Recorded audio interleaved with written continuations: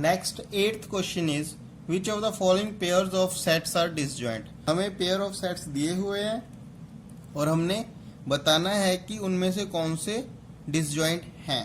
ठीक है, तो जैसे यहाँ पे हमें एक सेट दिया 1 2 3 4, दूसरा सेट दिया x is a natural number 4 से लेके 6 तक। तो इस सेट को अगर हम लिखना चाहें तो क्या बनेगा, ये सेट 4 5 6। ठीक है, अब इन दोनों में देखो 4 जो है कॉमन आ रहा है, मतलब इनका इंटरसेक्शन जब हम करेंगे, ठीक है ना, जब हम इनका इंटरसेक्शन करेंगे 1 2 3 4 इंटरसेक्शन करेंगे x z x is a natural number and 4। ठीक है, ये चीज होगी कि इंटरसेक्शन करेंगे तो हमारा यहाँ पे क्या आ जाएगा, यहाँ पे हमें 4 सिंगलटन सेट मिल जाएगा। 4 सिंगलटन सेट मिल गया, मतलब ये तो 5 के इक्वल आया नहीं। ठीक है, हमें पता है डिसजॉइंट कब होते हैं दो सेट्स, जब उनका इंटरसेक्शन जो है 5 के इक्वल आ जाए, बट ये 5 के इक्वल नहीं आया, तो इसका मतलब क्या हुआ, no they are not disjoint.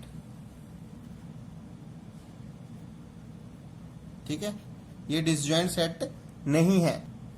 Next part is second part. एक सेट ये दिया हुआ है AEIOU, दूसरा सेट CDEF। अब यहाँ पे देखिए इन दोनों का इंटरसेक्शन करने पे हमें मिल रहा है ना, E कॉमन मिल रहा है, दोनों में मिल रहा है, तो मतलब इन दोनों का इंटरसेक्शन क्या आएगा, हमारा एम्प्टी सेट नहीं आएगा। मतलब AEIOU इंटरसेक्शन करूंगा अगर मैं CDEF के साथ, तो मेरा क्या आ रहा है यहाँ पे, सिंगलटन सेट E जो कि नॉट इक्वल टू 5 है, तो इसका मतलब क्या हुआ,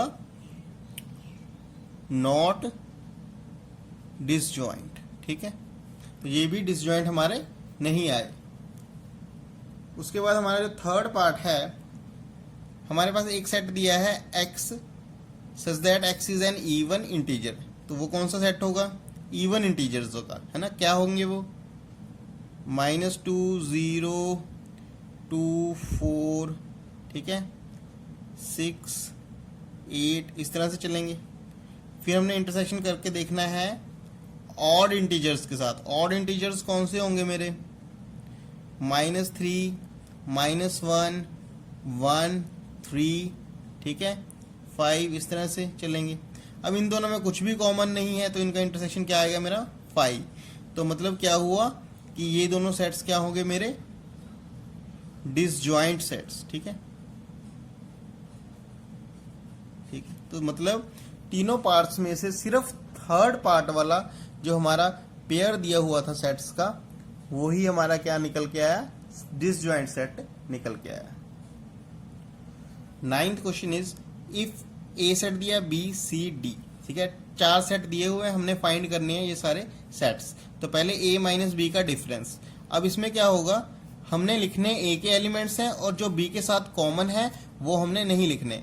तो अब देखो पहले A और B में कॉमन कौन से हैं, ठीक है, कौन से हैं कॉमन, देखो ध्यान से, 12 12,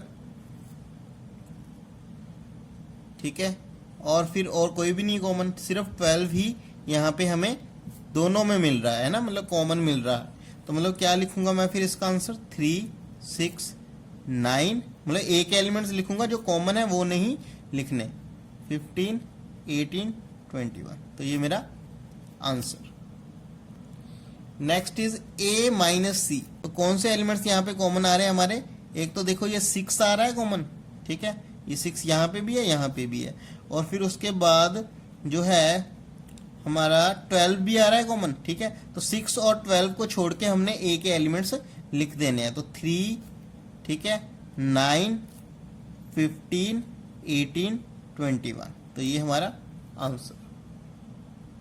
next is A minus D। अब हमने क्या करना है, A के सारे एलिमेंट्स लिखने हैं, जो D के साथ कॉमन है वो नहीं लिखने।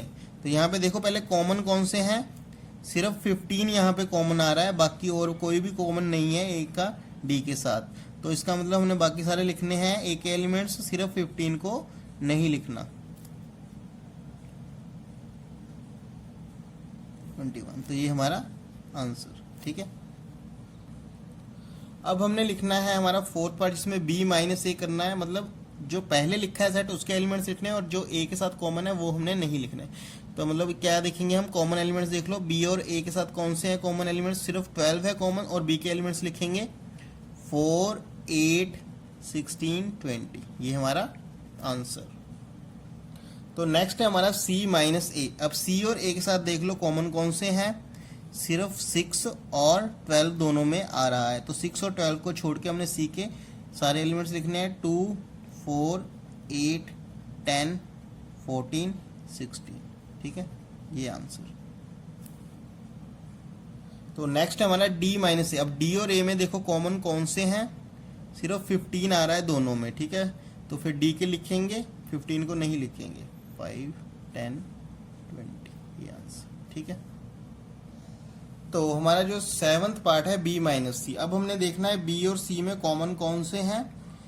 कॉमन है यहाँ पे 4, 8, 12, 16, तो सिर्फ 20 रह गया। ठीक है, तो सिर्फ यहाँ पे क्या आएगा आंसर, 20 आंसर। ठीक है, इस तरह से b और d में अब देखेंगे कॉमन कौन से आ रहे हैं हमारे एलिमेंट्स, सिर्फ कौन सा आ रहा है, 20 आ रहा है कॉमन, और हमने लिखने कौन से हैं, b के एलिमेंट्स, 4, 8, 12, 16 आ जाएगा आंसर। 4, 8, 12, 16 आ जाएगा आंसर। और नेक्स्ट हमारा क्वेश्चन है c माइनस बी। अब c माइनस बी में देखो कॉमन कौन से हैं हमारा, 4, 8, 12, ठीक है, और 16। तो यहाँ पे मेरे कौन से एलिमेंट्स आएंगे, c के एलिमेंट्स लिखने हैं हमने, बट 4, 8, 12, 16 नहीं लिखने। तो कौन से आएंगे हमारे, 2, 6, 10, 14, 2, 6, 10, 14।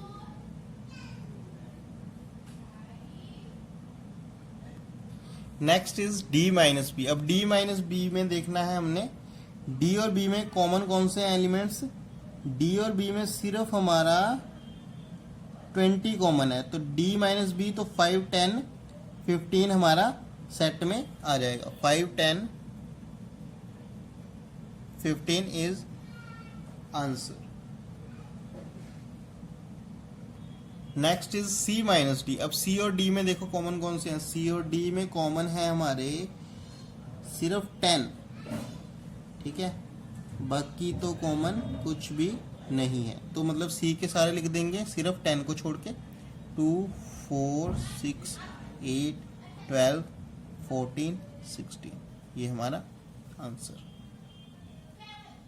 Next is d minus c. अब d और c में देखो कॉमन कौन सा है, सिर्फ हमारा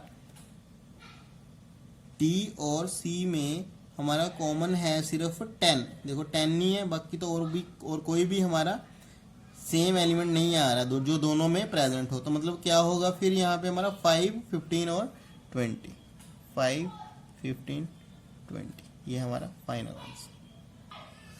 नेक्स्ट हमारा क्वेश्चन नंबर 10 है, जिसमें x सेट दिया है ABCD, y सेट दिया है FBDG। फाइंड करना है x माइनस वाई। तो ये क्या होगा हमारा, x और y में देखो कॉमन कौन से हैं एलिमेंट्स।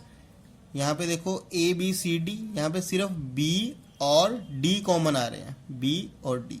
ठीक है, तो B और D अगर कॉमन है, हमने लिखने कौन से हैं, x के, तो A और, तो यहाँ पे देखो B और D यहाँ पे कॉमन है।